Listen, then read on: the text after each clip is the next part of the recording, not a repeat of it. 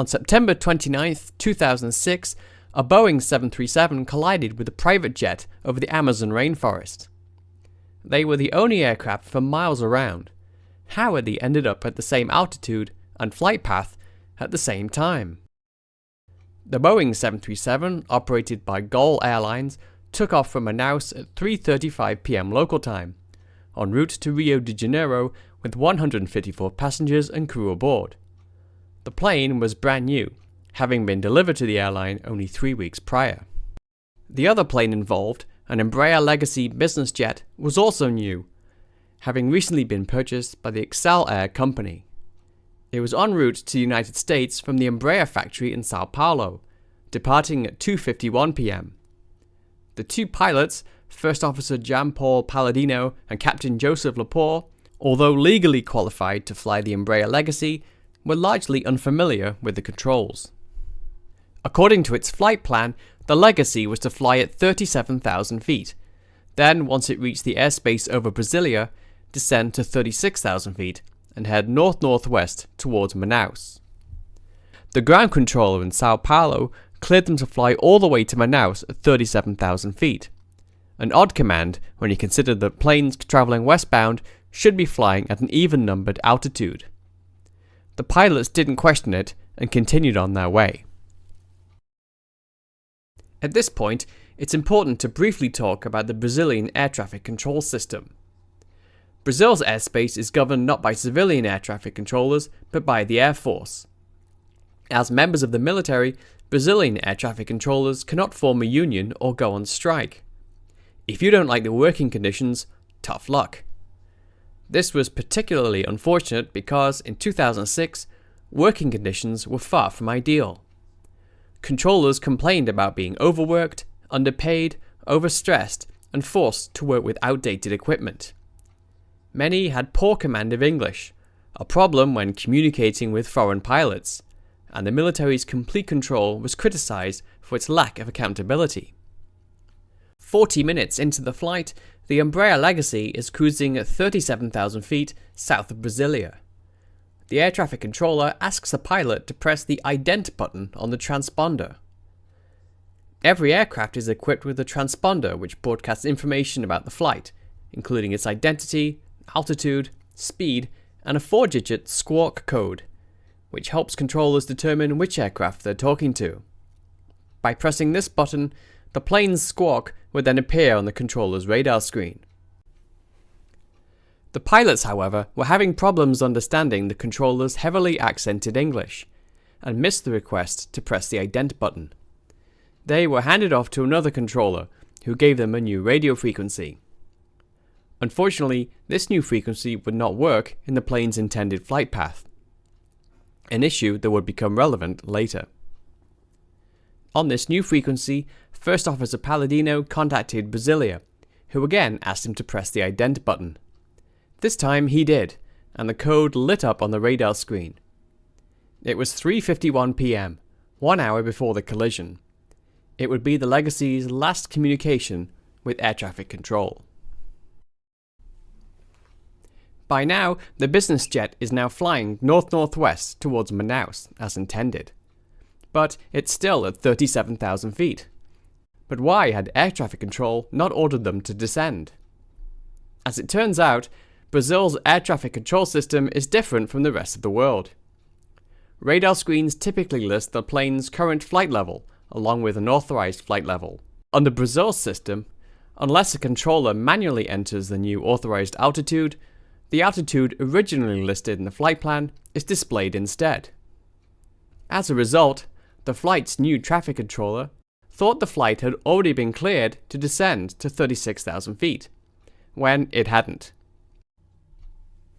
At 4:02, the Legacy's transponder mysteriously stopped transmitting.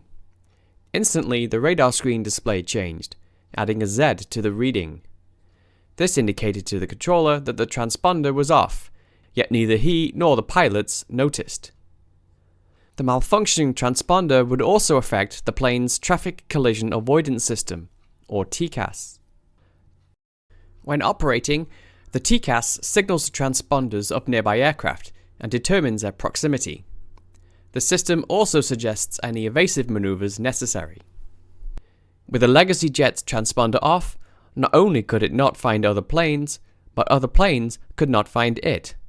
A recipe for disaster.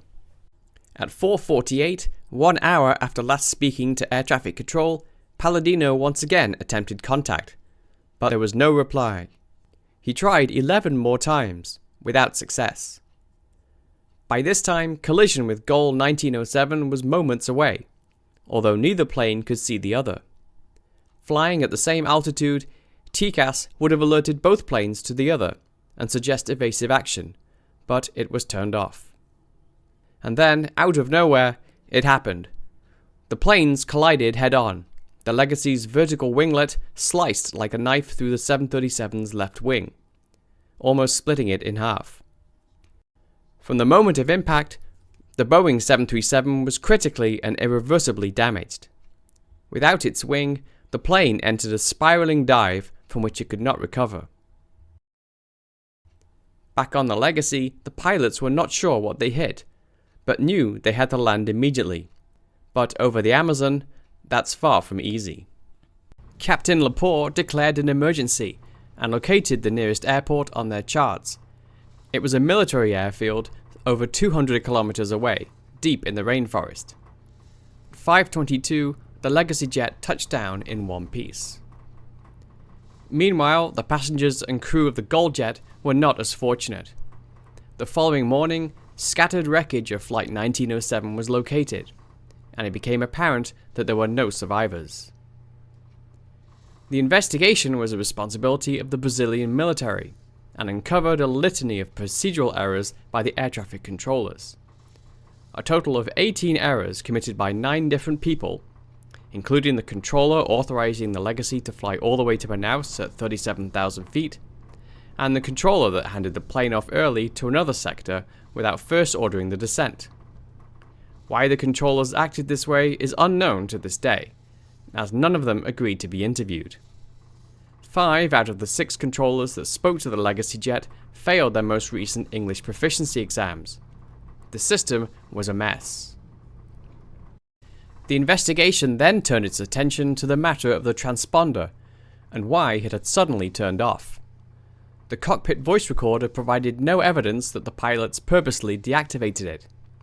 One theory was that one of the pilots had accidentally deactivated it with his foot. Footrests were located just under the instrument panel.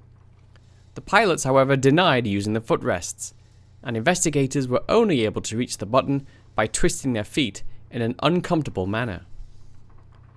The investigation theorized that Captain Lepore had accidentally shut off the transponder while familiarizing himself with the controls of the jet.